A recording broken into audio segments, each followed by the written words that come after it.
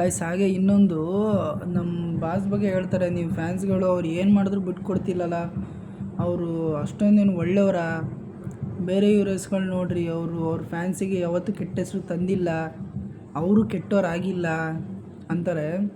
ಅವ್ರಿಗೆಲ್ಲ ಒಂದು ಮಾತು, ನಾವು ನಮ್ಮ ಬಾಸ್ಗೆ ಫ್ಯಾನ್ ಆಗಿರೋದು ಅವ್ರ ಪರ್ಸ್ನಲ್ ಲೈಫಿಗಲ್ಲ, ಅವ್ರು ಮಾಡೋ ದಾನ ಧರ್ಮ. 30 ಜಿಲ್ಲೆ, 60 ಆಶ್ರಮ, 1 ಮಠ, 70 ಟನ್ ಆಹಾರ ಪೂರೈಕೆ.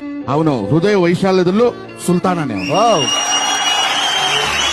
ನನ್ನ ಶೋಲ್ಡರ್ ಮೇಲೆ ಕೈ ಹಾಕೊಂಡು ಕರ್ಕೊಂಡು ಬಂದು ಬ್ಯಾಗ್ ಕೈ ಹಾಕಿದ್ರು. ಕೈಯಲ್ಲಿ ಒಂದಷ್ಟು 500 ರೂಪಾಯಿ ನೋಟ್ಗಳು ಎತ್ತಿ ನನ್ನ ಕೈಯಲ್ಲಿ ಇಟ್ಬಿಟ್ಟು, ನಾನು ಆ ದುಡ್ಡು ಬೇಡ ಅಂದಾಗ, ಮಾಸ್ಟರ್ ನಿಮ್ಮ ತಾಯಿ ಬೇರೆ ಅಲ್ಲ, ನಮ್ಮ ತಾಯಿ ಬೇರೆ ಅಲ್ಲ, ನೀವು ಫಸ್ಟ್ ಎಲ್ಲ ಕಾರ್ಯ ಮುಗಿಸ್ಕೊಂಡು ನೀವು ನಾಳೆ ಬನ್ನಿ ಅಂತ ಕಳಿಸ್ಕೊಟ್ರು. ಯಾರು ನನಗೆ ಸಹಾಯ ಮಾಡಿಲ್ಲ, ನನ್ನ ಸಹಾಯ ಮಾಡಿದರೆ ದರ್ಶನ್, ನಮ್ಮ ಚಾಲೆಂಜಿಂಗ್ ಸ್ಟಾರ್ ದರ್ಶನ್ ಅವರು ದೇವರು. ಇವಾಗ ಗೊತ್ತಾಗ್ಲಿ ರಿಯಲ್ ಡಿ ಬಾಸ್ ಏನು, ಇವಾಗಲ್ದೇ ಯಾವಾಗ ಗೊತ್ತಾಗಲೇ ಬರುತ್ತೆ ವಾಯ್ಸ್.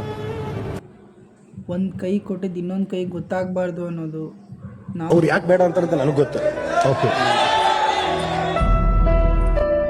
ಇವಾಗಲ್ದೇ ಯಾವಾಗ ಗೊತ್ತಾಗ್ಲೇ ಬರುತ್ತೆ ಸರ್ ವಾಯ್ಸ್.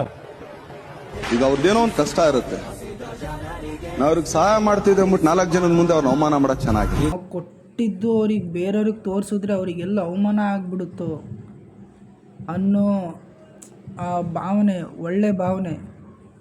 ಮತ್ತು ಫ್ಯಾನ್ಸ್ಗೋಸ್ಕರನೇ ನಾನು, ಅವರಿಗೋಸ್ಕರನೇ ನಾನು ಅಂತ.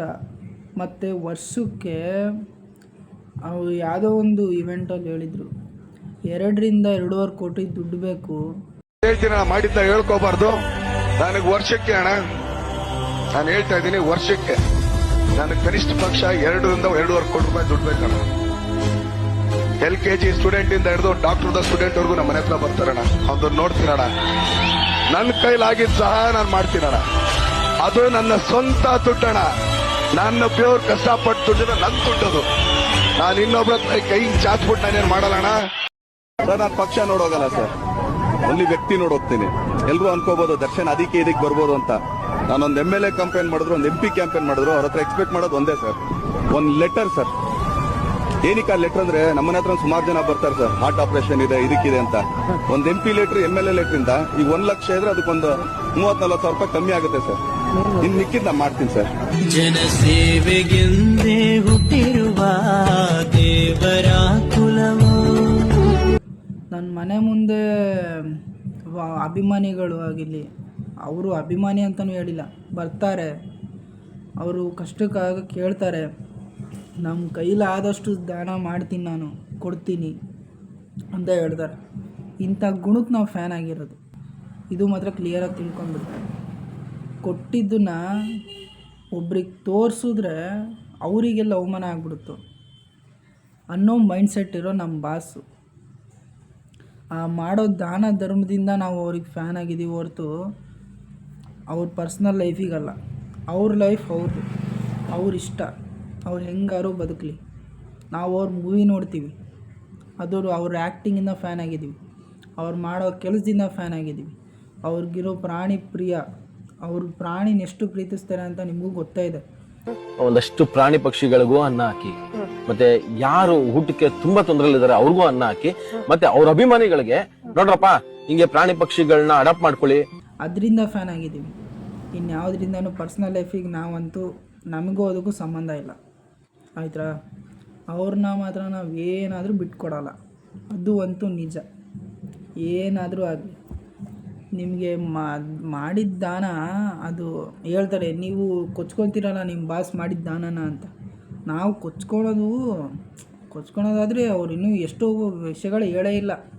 ನಿಮಗೊಂದು ವೀಡಿಯೋ ಹಾಕ್ತೀನಿ, ನೋಡ್ಕೊಂಬನ್ನಿ. ಅದನ್ನು ನೋಡ್ಬಿಟ್ಟು ನಿಮ್ಮ ಒಪಿನಿಯನ್ ಹೇಳಿ, ಯಾಕೆ ನಾವು ಫ್ಯಾನ್ಗಳಾಗಿದ್ದೀವಿ ಅವ್ರಿಗೆ ಅಂತ. ನಾನು ಮಾಡಿರೋ ಸಹಾಯನ ಎಲ್ಲೂ ಹೇಳ್ಬೇಡಮ್ಮ.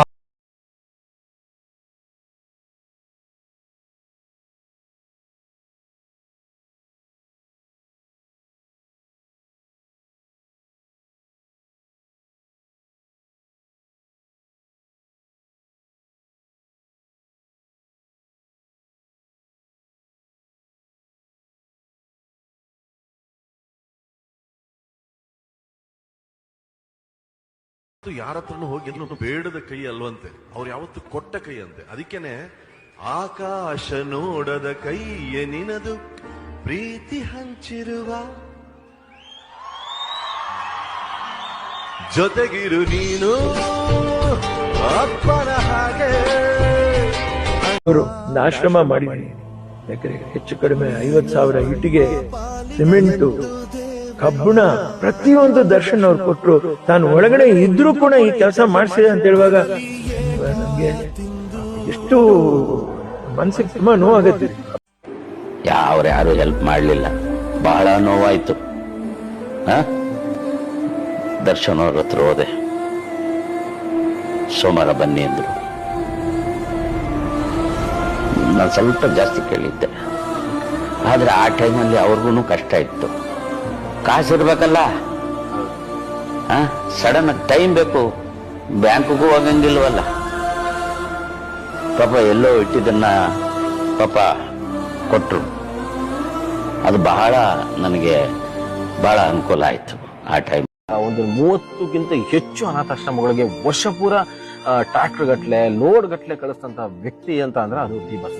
ಕರೋನಾ ಟೈಮಲ್ಲಿ ನಮ್ಗೆ ತಿನ್ನಕ್ ಅನ್ನ ಇಲ್ದಿದಾಗ ಒಂದಷ್ಟು ಪ್ರಾಣಿ ಪಕ್ಷಿಗಳಿಗೂ ಅನ್ನ ಹಾಕಿ, ಮತ್ತೆ ಯಾರು ಊಟಕ್ಕೆ ತುಂಬಾ ತೊಂದರೆಲಿದ್ದಾರೆ ಅವ್ರಿಗೂ ಅನ್ನ ಹಾಕಿ, ಮತ್ತೆ ಅವ್ರ ಅಭಿಮಾನಿಗಳಿಗೆ ನೋಡ್ರಪ್ಪ ಹಿಂಗೆ ಪ್ರಾಣಿ ಪಕ್ಷಿಗಳನ್ನ ಅಡಾಪ್ಟ್ ಮಾಡ್ಕೊಳ್ಳಿ, ಮತ್ತೆ ಯಾರು ಕಷ್ಟದಲ್ಲಿದ್ದಾರೆ ಅವ್ರಿಗೂ ಒಂದ್ ಸ್ವಲ್ಪ ಸಹಾಯ ಮಾಡಿ ಅಂತ ಫಸ್ಟ್ ಕೂಗ್ ಕೊಡ್ತಾರಲ್ಲ ಅವರು ದರ್ಶನ್ ಸರ್ ಅಂತ ಹೇಳಕ್ ಇಷ್ಟಪಡ್ತೀನಿ ನಾನು. ಅದೇ ಅಲ್ಲ ಮೇಡಮ್, ಹೇಳ್ತಾ ಕೂತ್ಕೊಂಡ್ರೆ ಇಡೀ ದಿವಸನೇ ಇಡೀ ವರ್ಷನೇ ಸಾಲಲ್ಲ, ಅಷ್ಟು ಹೆಲ್ಪ್ಗಳು ಮಾಡಿದ್ದಾರೆ.